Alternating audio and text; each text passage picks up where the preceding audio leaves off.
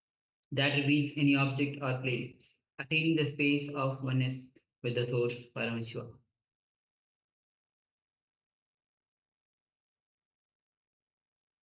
So now let's get ready to enter into the power manifestation.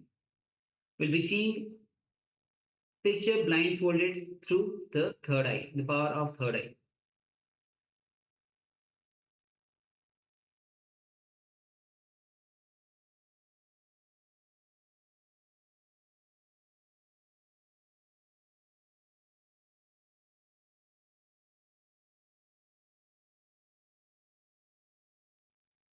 All right, so let us sit comfortably with the head, neck, and spine in a straight line. And let us just unclutch. Let's take a moment and just unclutch from any thoughts, any emotions, any negative feelings, negative thoughts, any thoughts of impossibility. Let us just unclutch from everything the mind throws at you. Anything that gets in the way to being in restful awareness. Again and again, let us remember every time your mind throws a thought at you, let us just unclutch, just become a witness, and don't get involved in it, don't get entangled in it, just be a witness and unclutch.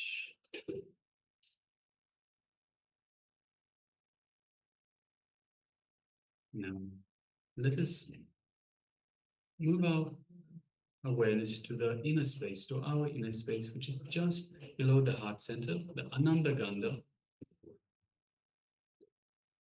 And let us remember Swamiji in our Ananda Gandha. So just the mere remembrance of the Master invokes him in our inner space. Now let's just take a moment and feel Swamiji in our inner space. Feel his love, his compassion, and his infinite wisdom, his infinite grace in our inner space.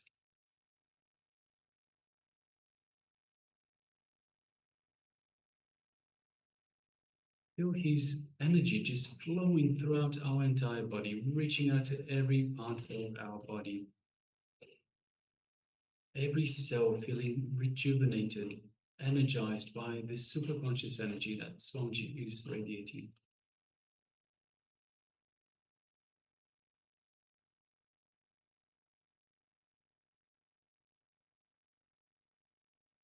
Just take a moment and feel the space of oneness with Swamiji.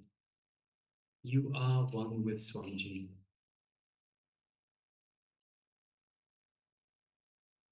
Whether you know it or not, recognize it or not, want it or not, we are all one.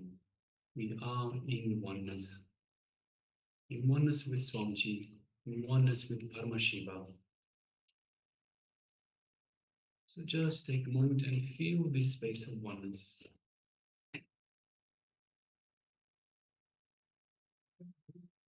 Now let us gently move our gaze to the third eye, just gently, just like you would be looking at a flower. So look through your third eye into Swamiji's third eye. And as you do so, create a connection to Swamiji's third eye. And as you do so, feel this energy in your third eye, in your Ajna chakra, just between your eyebrows.